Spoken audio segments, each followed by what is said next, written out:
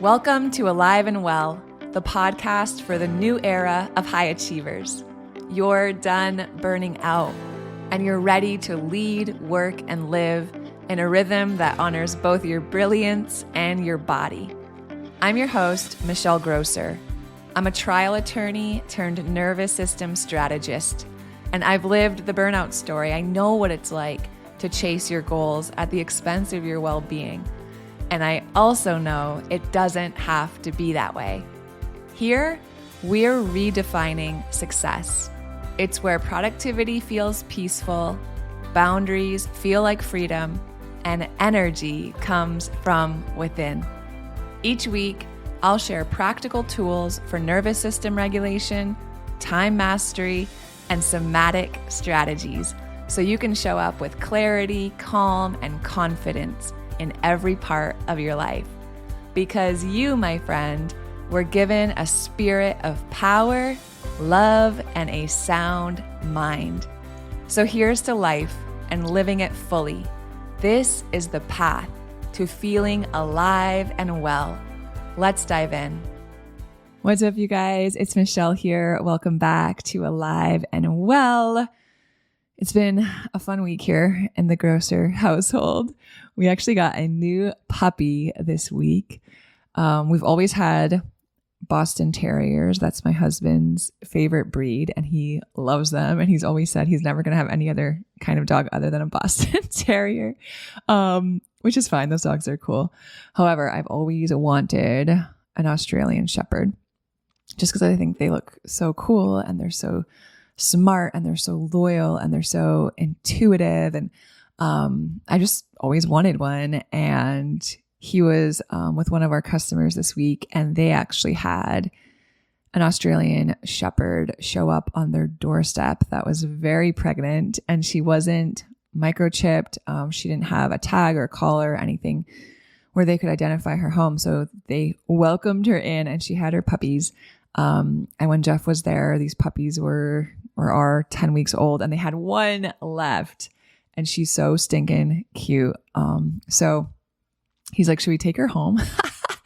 I was like, oh my gosh, like what an opportunity. I've always wanted an Australian Shepherd, and to be offered one for free that looked like she looks, I just couldn't say no. So we live, as you guys know, in downtown Houston. We don't have a yard, and I now have 3 dogs in our house, which is wild. As we were on our way, we were mid homeschool. It was 10 in the morning, and Jeff called and told us about her. And he's like, when do you think you could be here to pick her up? And then the owner of the puppy was like, I'm going to be here till noon. So we're like, oh my gosh, girls, get in the car. Let's go get this puppy.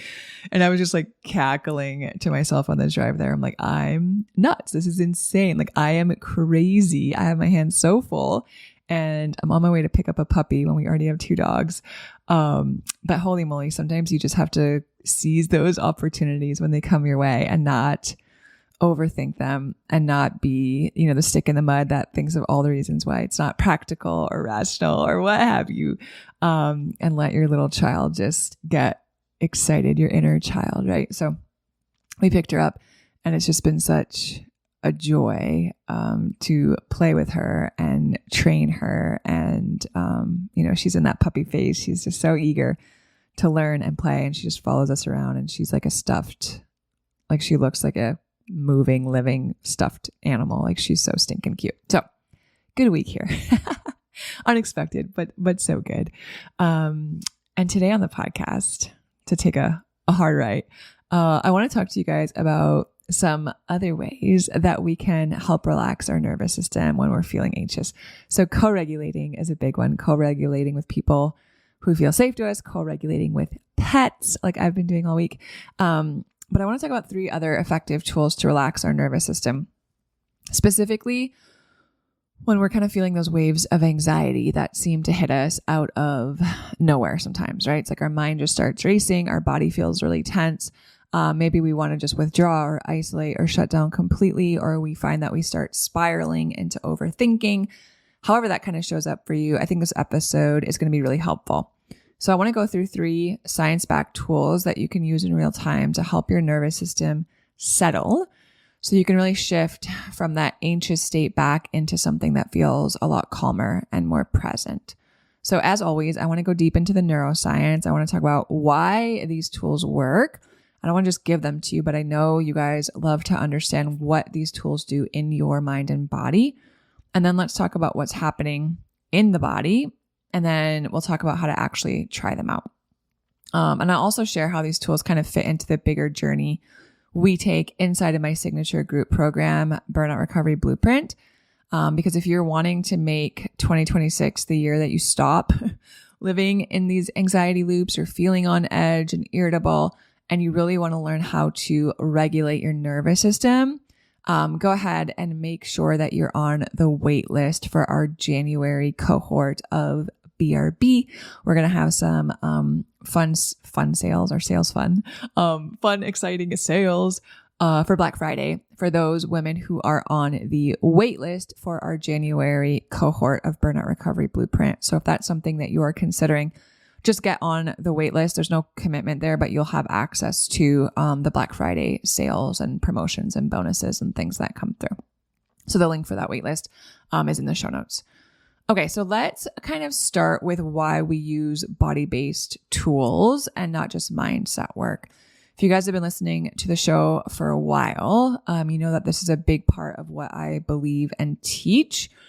When anxiety hits, our conscious brain often knows that we're safe, right? It's like anxiety hits and it's 6:00 in the morning and you've been awake for 15 minutes and you're in your home and it's quiet and you know you're safe physically, right? But your subconscious and your body aren't getting the same message. They don't feel safe because safety isn't an idea. It's actually a physiological experience. Our conscious mind, the part of us that knows we're safe, right? It speaks in language. It speaks in logic. It speaks in like these rational thoughts and ideas and all of these things, right? It knows in that sense. But our subconscious mind, our survival brain, it doesn't speak in those same ways. It doesn't speak with words and language and logic. It speaks in sensations. So if you have a pit in your stomach, or if you're breathing really shallow, or feel like you have a tight chest, or if you're tensing your muscles, or if you have racing thoughts, like no amount of telling yourself to calm down or chill out or positive affirmations or what have you are going to override the fact that your body is still bracing for all the stress that it's anticipating through the day. And when we know that the neuroscience shows us that the body leads and the mind follows. So if you've learned nothing else from Alive and Well, let it be that the body leads and the mind follows. When you shift your physiology, your psychology follows. And it's why these body-based practices are so powerful, because they give your nervous system evidence of safety in the way that your nervous system understands and comprehends and communicates. So you can think of it like this. We talk a lot about our vagus nerve, right? It's that wandering kind of super highway communication channel between your brain and your body. That's always constantly scanning for cues of either I'm safe or there's some sort of threat. And when we give it signals that say, you're safe, it's okay, right? This isn't a big deal. We've got this. The danger is past. We know how to handle this. We are a resource. We have the maturity. We have the tools, whatever it is. That shifts us out of fight or flight and back into our parasympathetic state of rest and digest.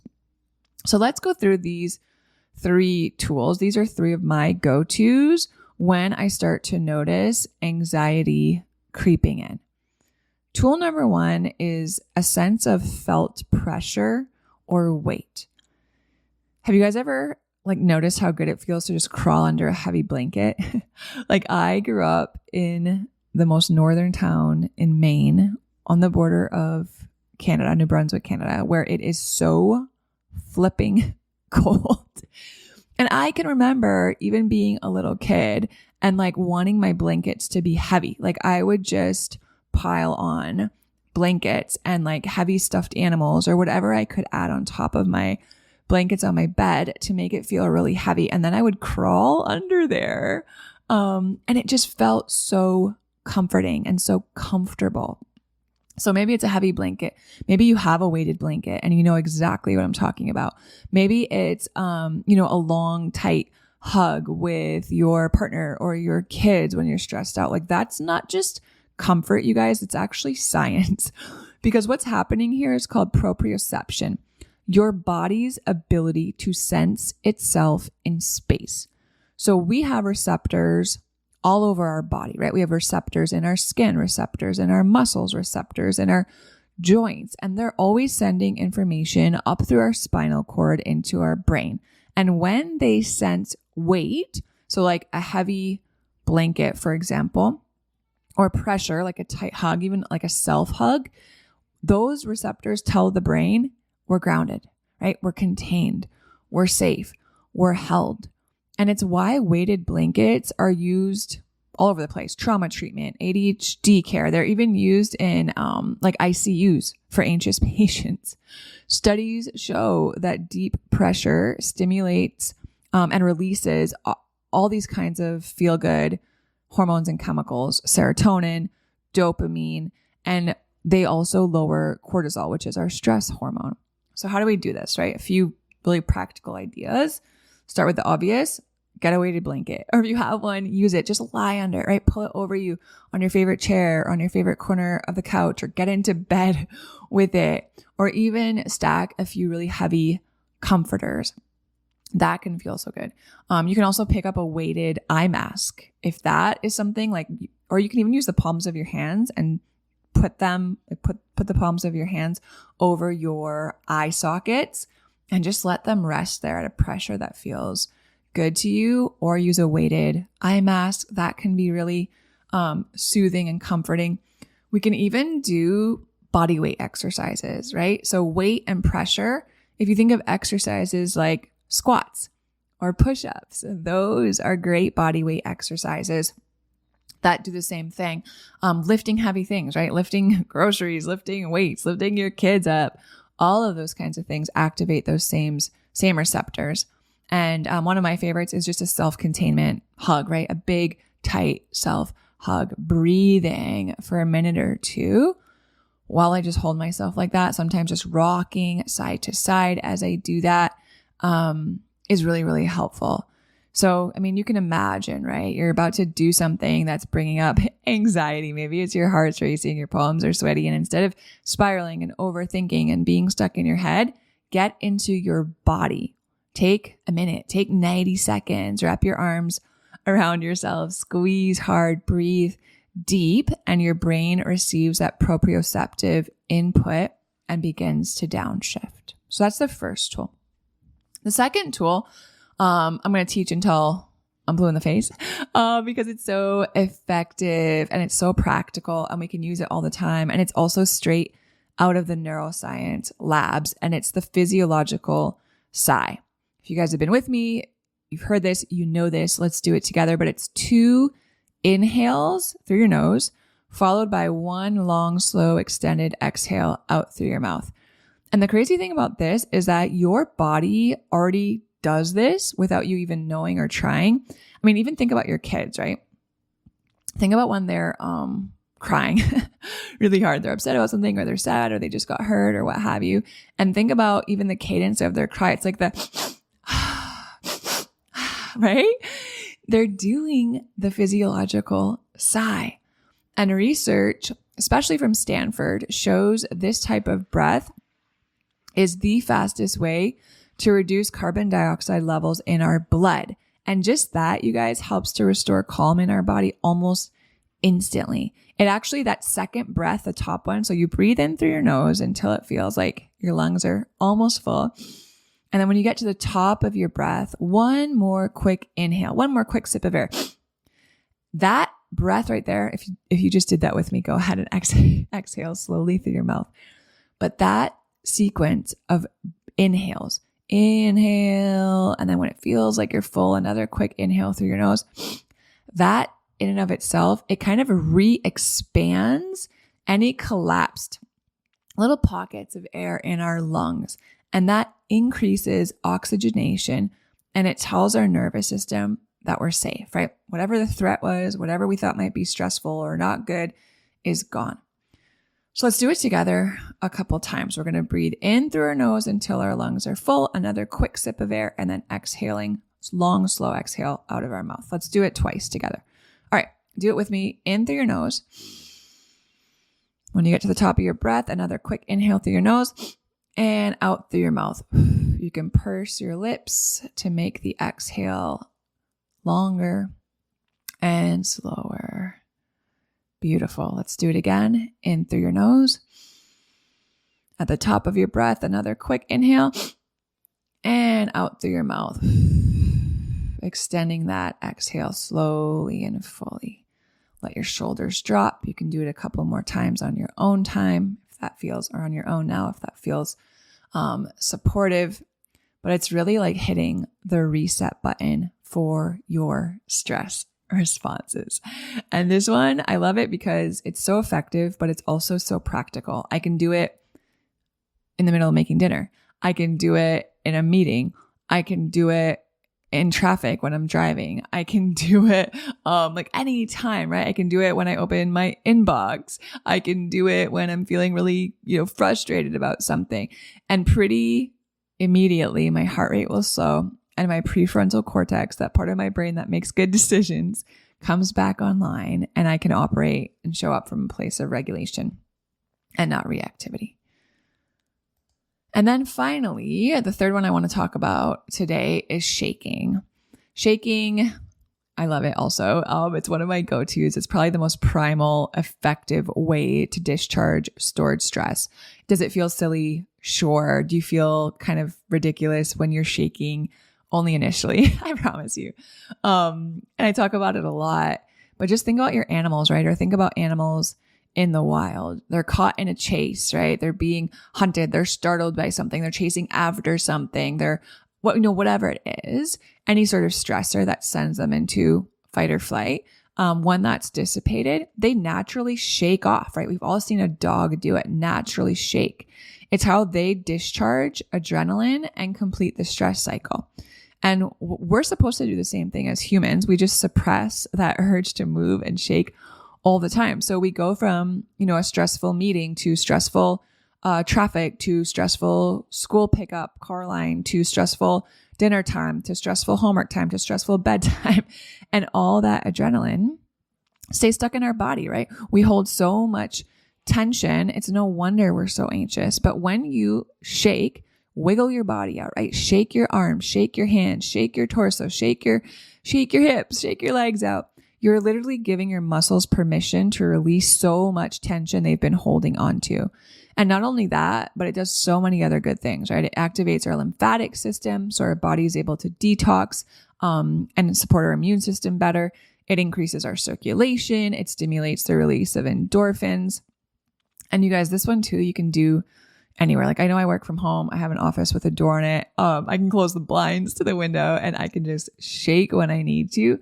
But you can also shake safely in your car. You can shake by going to the bathroom and just like go into the stall if you're at work or somewhere and just shake it out for 30 seconds, right? Just start by bouncing lightly on your feet and then you can add in shaking your arms, shaking your legs, shaking your torso, just gradually letting it build and shaking your whole body.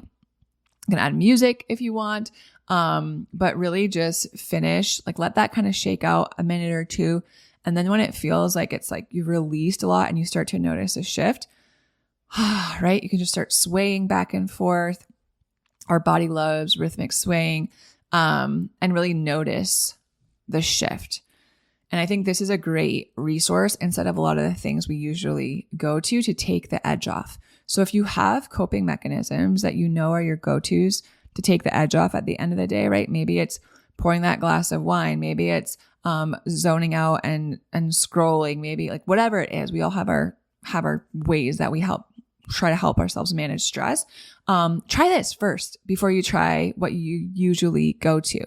Put on your favorite song, right? A shake it out song and shake for 2-3 minutes. You can wiggle around your kitchen with your kids and really watch your energy shift from being tight and contracted to feeling so much more light and open and carefree. And that's an actual taking the edge off instead of just kind of coping and band-aiding. Okay. So those are the three. What I love about all of these is that I just walked you guys through them. They're all simple, right? So simple, like literally shaking out your body. A breath that takes 30 seconds. They're simple. They're free. And they meet your nervous system right where it's at. So sometimes my reset looks like, wrapping myself up tightly in a heavy blanket with worship music on, or whispering my breath prayers, or other times it's like physiological sighs before I know I need to have a conversation that's not going to be fun. Or maybe it's like shaking it out in my office or my kitchen and just thanking God for a body that knows how to heal when I give it the opportunity to do so. Because the reality is that our body's our ally, right? Our body is not the enemy. We just need to start to learn how to work with our body, the natural impulses of our body, instead of fighting against it. And when we learn that shift, you guys, game changer. Like that's where real resilience begins. And this is the framework. This is exactly what we do inside of Burnout Recovery Blueprint. It's not just one-off hacks I give you guys. It's not just like teaching and intellectually learning, but it's a framework for teaching your body how to regulate, how to return to baseline. And if you guys are thinking right now, like we're starting to wrap up 2025, right? We can like feel the holidays around the corner. We're in Q4. 2026, if you want it to feel different, you got to do something different, right? And if you're considering Burnout Recovery Blueprint, make sure you're on the wait list for the January cohort. If you jump on that wait list, I just need your name and your email. You'll get early registration, extra savings, and some amazing bonuses over Black Friday that I'm going to share only with waitlisters. So the link's in the show notes. And until next time, try out one of these tools when you're starting to feel anxiety creep in, and let me know what you notice. Your nervous system is capable of so much healing, and this is good news. All right. Thanks for being with me today. I love y'all so much. I'll talk to you soon. If you love Mommy's Podcast, leave a review. Thanks for listening to Alive and Well. If today's episode resonated, would you do me a favor? Take 30 seconds and leave a 5-star rating and short review. It really helps to get this show out to other people just like you who could also use the information in this podcast. And if you're ready to take the next step in regulating your nervous system, download my free Nervous System Reset Guide. It's linked right in the show notes. Inside, you'll find simple, body-based practices to help you feel more clear, calm, and connected starting today. Make sure you're following the show so you don't miss out on what's coming next, because you were made to thrive. Fully alive, fully present, and fully well. I'll see you soon.